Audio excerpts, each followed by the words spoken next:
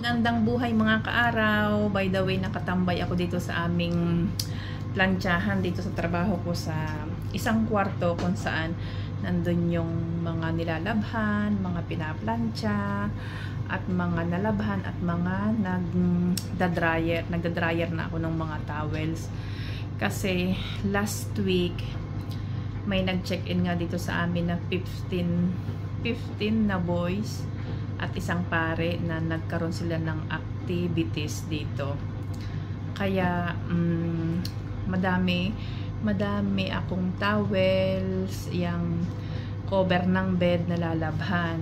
Kaya ngayon nag-umpisa na akong maglaba ng mga beddings, ng mga cover ng kama, ng mga towel na akin dinadryer na. Kaya nakaupo ako at nagiintay na matuyo siya, tapos paplantsahin ko, tutupiin ko, tapos paplantsahin ko sa ibabaw.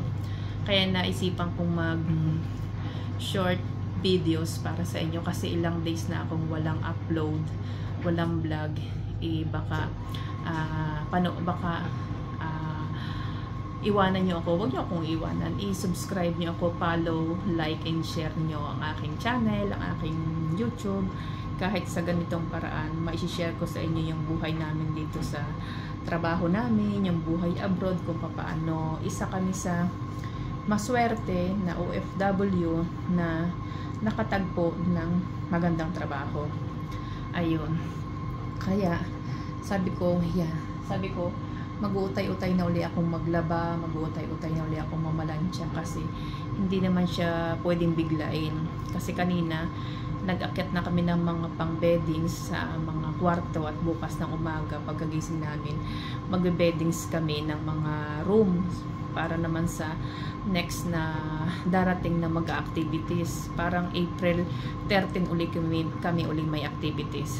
Kaya ang ginawa namin, nag-alis na kami ng mga basura, nag-alis na rin kami ng mga ibang cover ng beddings. Kaya ayun, ngayon ay inuutay-utay ko nga na plantsahin at itupi itong mga nagamit para kung ganun ay may tago natin at ma-ready ulit natin sa next na darating.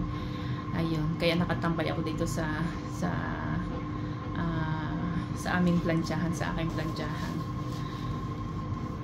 Ayun, kumusta po tayong lahat? May isa akong pinapanood na nagbablog o isang vlogger na talagang sobrang sikat na nila. Ma-share ko lang sa inyo na pinapanood ko din kasi yun ay taga Mindoro din, yung Carabas. Meron kasi silang isang member na namatay, kaya medyo nakakalungkot. Na-aksidente siya, parang anong tawag doon, parang na outbalance siya dun sa bangka na inihahanda nila para lumaot yata o para mag-camping o para mag-outing. Parang nadula siya yata o natumba, yung ulo yata ang tumama dun sa yung kahoy dun sa bangka, parang ganun. Hindi ko alam ang buong istorya, pero ganun, nakakasad kasi napakabata pa ni Naldong Putik ang palayam na dun sa kanilang team. Kaya parang minsan naisip natin na talagang napakaikli lang ng buhay natin at hindi natin alam kung kailan tayo toka. Kaya habang buhay pa tayo, habang nandito pa tayo sa ibabaw ng lupa, enjoy lang natin ang buhay at gumawa lang tayo ng mabuti sa ating kapwa. Ayun.